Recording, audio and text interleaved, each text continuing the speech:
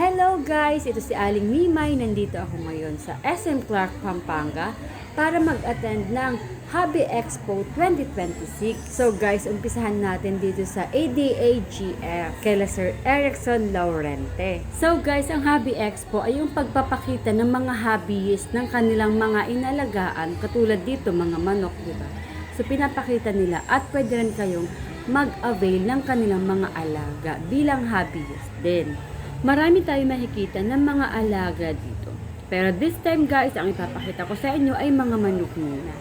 So guys, tara explore natin ang 2026 Hobby Expo dito sa Clark. So guys, ang ating nadaanan na booth ay yung kay Sir Diego and Marbs GF. Meron silang mga brood stag na 45,000 at saka 15K na pulet.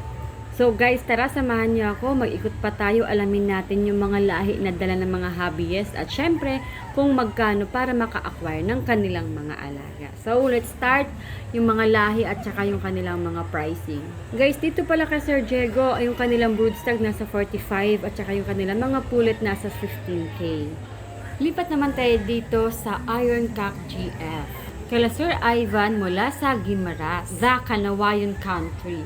Grabe guys, ang dami nilang nabenta. 6 months old, 151 heads. Sold out. Anong hawak mo? Joe Redmond Gray, imported na Kanawayon. Magkano siya? 7. Ilang months na? Sa 5.5 months. Ganda. Thank you. So tara guys, libot lang tayo, tapos naman tingnan natin kung makakapagtanong pa ulit tayo ng mga prices at saka ng mga lahi na dala nila Sir Ivan. So guys, ang mga hobbyist natin is pwedeng humawak at kilatisin ang mga manok, pero syempre laging handle with care. Tara guys, libot pa tayo sa mga ibang booth. Guys, katabi ng kay Sir Ivan, dito yung booth ni Sir Joey Salangsang. So guys, ang mga dala ni Sir Joey, yung kanilang Melsims Gray, yung kanilang Kelso, yung kanilang Chacha White, yung kanilang mga Cardinal Kelso. Tara, i-explore pa natin yung booth nila Sir Joey para makita pa natin ang kanilang mga nagagandahan na mga dala ng mga manok.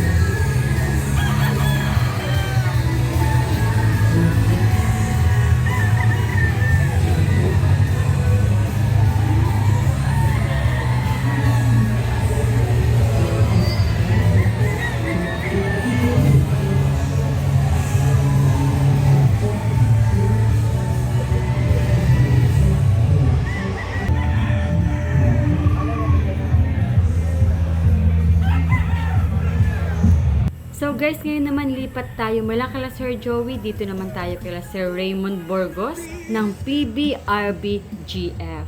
Nasa unang araw pa lang ay sold out na. Imagine nyo guys, yung pang June 27, pre-order na, nag-a-accept na sila ng pre-order. Ganun kaganda, ganun kabilis ang mga transaction dito sa Hobby Expo. Libot pa tayo dito sa mga LDI booth. Kasi meron pa dating ibang hindi pa napupuntahan para malaman din natin yung kanilang mga dalang lahi at saka kung meron din silang mga presyo na. So, let's go and check them. Dito naman tayo sa LDI din na Canlas Brothers GF.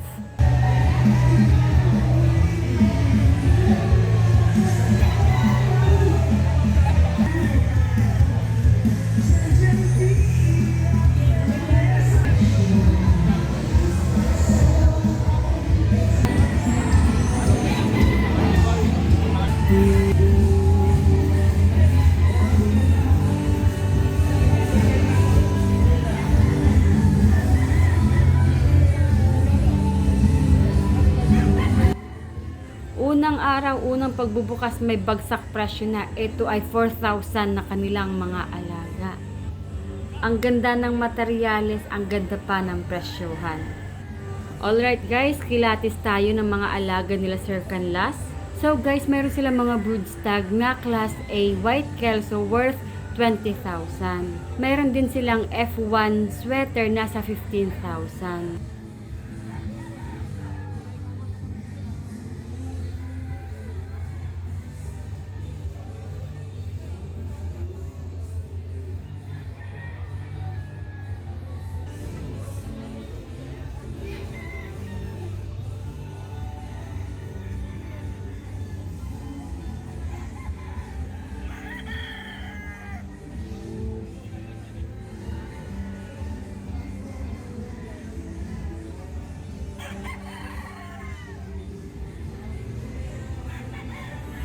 Yung kanilang pure din na pure possum sweater na brood stag is 20,000.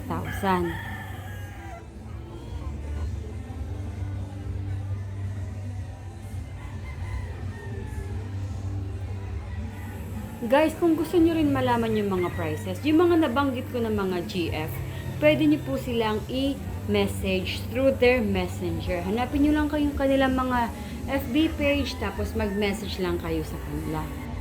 So tara guys, lipat naman tayo sa iba pang mga booth na nandito. Sabi ko nga, Hobby Expo ito. So yung mga alaga natin, kailangan din ng lalagyan, kailangan din ng ibang mga accessories.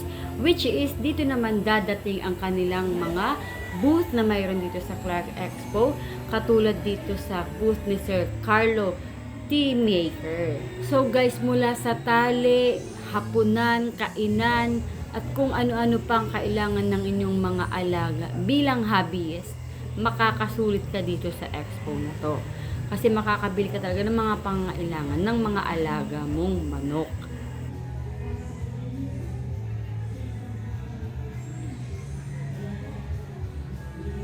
So guys, yung mga nandito, yung kanilang mga materyales, yung kung anong gawa, nakapost na, tapos minsan pati yung price nakapost na. So hindi ka na mahihiyang magtanong, kailangan mo lang talaga is tingnan maigi, kilatisin kung anong uri ng material ang bibilihin mo.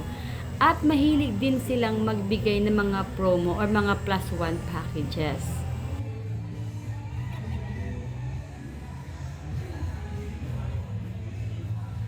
Bali guys, may ikot-ikot lang kayo, mayroon din kayong iba pang makikita ng mga booth na may mga the same items or manok accessories na binibenta. Katulad dito sa Renaissance Industrial Sales. Mula sa timbangan, papunta sa mga lalagyan ng mga blades, papunta sa mga lalagyan ng manok, papunta sa lalagyan ng mga accessories, pwede kayong makapili. Katulad nito dito sa kabilang booth, ang Mateo Gaffing, makikita mo na iba't iba din ang kanilang mga tinitinda na mga accessories. Mag-explore lang kayo at mag-canvas na rin kasi habang tumatagal, lalong mapagbigay ang ating mga hobbyist. Mapa-wing band ba yan, mapa-leg bands ba yan, mayroon dito sa mga booth na ito. Ang kailangan mo lang talaga ay kilatisin at tingnan kung ano yung mga kailangan mo.